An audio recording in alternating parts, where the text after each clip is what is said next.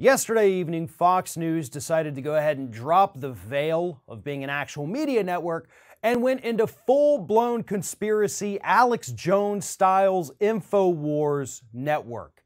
And it all happened with Trish Regan.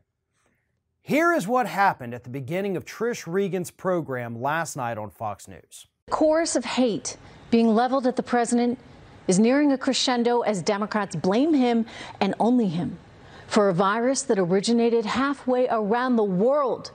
This is yet another attempt to impeach the president. And sadly, it seems they care very little for any of the destruction they are leaving in their wake. Losses in the stock market. All this, unfortunately, just part of the political casualties for them.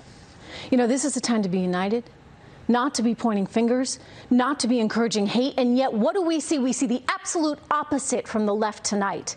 Good evening, everyone. I am Trish Regan. The hate is boiling over, many in the liberal media using, and I mean using, coronavirus in an attempt to demonize and destroy the president. Now, immediately after that part of the clip, she then starts showing clips from other networks where you had Democrats and pundits talking about the dismal response from the Trump administration to COVID-19. Not once did anybody in the clips that she showed blame the president for the virus itself, as she claimed Democrats were doing. In fact, there's no evidence to suggest that Democrats think by any stretch of the imagination that Trump is the reason this is happening. But they have all rightfully called out Donald Trump's horrid response to this. I mean, let's be honest here, Trish. Donald Trump has gone on your network and said that the World Health Organization is lying about the death toll. He has said that he thinks the whole thing is a hoax. He no longer thinks that, allegedly, at least not publicly. And he has tried to downplay every single thing that has happened so far to the detriment of the health of those of us here in the United States. That's not a conspiracy theory, Trish. That's not us trying to re-impeach him over this. This is us acknowledging reality, which you and your network continue to refuse to do. Now, for those who are not familiar with Trish Regan, I looked back at her history. I wanted to know a little bit more about her because I didn't know much about her. And it turns out that at one point in her career, following her success in beauty pageants, she then went to school, got a degree in history, and then went over to CBS, became an investigative reporter, and actually was nominated for an Emmy because she was good at what she did. And then she went over to CNBC and started getting a little, not as investigative, more pundit-like.